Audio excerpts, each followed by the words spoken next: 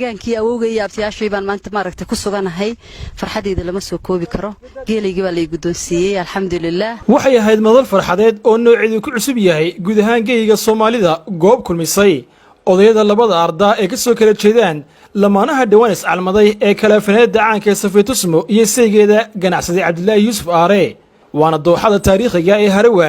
ee magaalada Arabi halkaasi oo maanta si rasmi ah faneeda Safiyo Tusmo loo gudoonsiiyey 120 geela oo ahayd meherkeega uu dhawaan ku mehersaday saygeeda Cabdullaahi Yuusuf Aare madashni farxadeed ayaa waxa ugu horeen ka hadlay maxamuud aare miicaad oo ka socday dhinaca saygeeda Safiyo Tusmo waxana uu si sharaf iyo milga ku dheehan tahay 120 geel ugu wareejiyay iga Xuseen oo isaguna geelani u gudoomay gabadhooda Safiyo Tusmo oo dhikeeda ka socday waa kuwan iyaga geelaasi kala gudoomaya hadallo kala duwan oo mahadnaq u badana goobtaasi ka soo jeedinaya anigoo maxamuud aare miicaad ahna Cabdullaahi Yuusuf Aare adeerkii geelii 120 ka halaada ahaayeen gabadhii Tusmo ku meherinay ayaan halkan gudoonsiinaya gacalkii lahaa yaan halkan gacal oo geelna waa inaad iga gudootaan 120 kii halaad ba halkan aan idin marinaya imika iyagoo magacadoonidiina wali baan idin tirinayo ya geelay waa inaad gudootaan waan gudoonay gacal dhalinyaro waa yeelba saaxiibkii dhawal oo gabadha maalintii la meherinayeen goobjoog ka ahaa duqaydii gabadha u joogta meherkeedii ahaa oo maalintii yiri codkiis fagaara aan joogay oo meher inta leey ka dhacwayay kow laakiin maasha lagu bixin doonana waanu joogi doonaa yiri nasiib darro arrin aw yeeshay maanta ugu suuro gal weeday inuu yimaado anaana geeli bixiyay anaana isagii halkiisii ka wakiilaha waliba wakiil uga ahanaya waan gudoonay geelii Tusmo lagu meheriyay 120 kii halaad ehelkiina waan gudoonsiino oo iyaga u gudoomay waligii gabadha u gudoomay inta waa inta marka koobaad waan salaamay hadde boqorkii iyo boqoradda waa aroos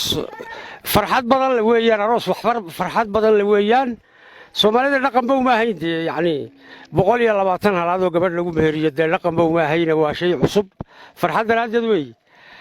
anigoo iga Xuseen cilmi ama kaariga degmada Harawa la talinta nabadgelyada marka yani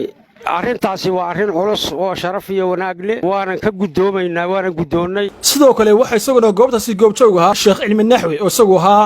qaadiga ama Sheekhi Cabdullaahi Yuusuf Aare u meheriyay marwadiisa Safiyo Tusmo oo dareen farxad ku soo dhaweeyay geelini maanta kala gudoomiyeen labada arday ka soo kala jeedaan lamaanahani dhawaan iscalmaday isagoo sidoo kale halkaasi ka xusay in 20 geelo kamid ahaa geela maanta la gudoonsiiyay Safiyo Tusmo ay ugu deeqday maskiid dhismihiisu ka socdo deegaanka Arabi waxana uu yiri anta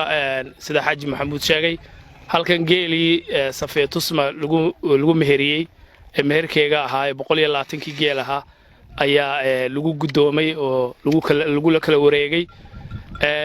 cidii maarksa lahaydna ay sida u gudoontay waxaan anigu ku darayaa oo Safiyo Tusmo waxay sheegtay masaajid baa ka socda magaaladan Arabi masaajidkii ugu weynaa ee maarksa centerka ku yaalay masjid jaamaca ahaa waa la dhisayaa dhisma ka socda Safiyo Tusmo waxay sheegtay 20 geel inay ugu deeqday dhismaha masaajidka oo kamid ah 120 ka waxaan leenahay Ilaahay subhanahu wa ta'ala ka aqbalo waa arrin aad iyo aad u wanaagsan waa arrin aad iyo aad u wanaagsan oo runtii ku dayasho mudan waxaan leenahay aad iyo aad baad ugu mahadsan tahay in dhismaha masaajidka halka ka socdana aad ka qayb qaadato oo meherkaagii qayb kamid ah aad ku bixiso intaasaan ku daray aad iyo aad baad mahadsantii kuma ekeynta soo galiya balse waxa madashani farxadeed ku sugnaa odayga ka soo jeeda deegaankaasi oo iyagu marxaati ka ahaa geele maanta kala gudoomiyeen labadan arda waxana haloodii kamid ahaa halkan waxaan ka cadeynayaa anigoo Maxamed Ismaan Yuusuf oo qabiilahan marka la sheegana Makaylere oo Makaayila inaan dooxa rukaysan lagu gudoonsiiyay ehelkii ayaan goobjoog ka ahayn sidaasaan cadeynaynaa in 120 ka loogu meeshay xay ahaayeen oo gudoonsiiyay maxamuud aare Xaaji Maxamuud Aare ugu dambeyntii waxa goobtaasi ka hadashay fanaanada caanka Safiyo Tusmo oo dareen farxad ku soo dhaweysay in maanta dooxada taariikhiga Harawa lagu gudoonsiiyo 120 geela oo ahayd meherkeeda waxana ay tiri maanta waxa Ilaahay mahadi ah inaan joogo guriga hooyadii beerihii abtiyaashay abtigay maxamuud aarami cad hooyadii walaalkeed oo maanta garabkayga taagan geelaygina maanta isagoo gudoonsiiyey halkani waa dhulkan anoo yar ku ciyaari jiray harawa waa meel hodana oo ah meeshaan ku koray geedaha yar gadaashooda hooyaday ku aasan tahay Allah u naxariiste waa hoomkaygii waa wadankaygii waxa weeyaan deegaankii abtiyaashay maanta aniga farxad iyo xasuus aan la soo koobi karin ayay tahay caruurnimadeedii baan xasuustaa hooyaday macaan baan xasuustaa deegaankii awowgay iyo abtiyaashay baan maanta maaragtay ku suganahay farxadeeda lama soo koobi karo geelaygii baa la gudoonsiiyey alxamdulillaah abtigay macaan hooyaday walaalkeedu maanta ilaahay igu sameeyay isagoo caafimaad qaba inaan saaka boorama ka soo wada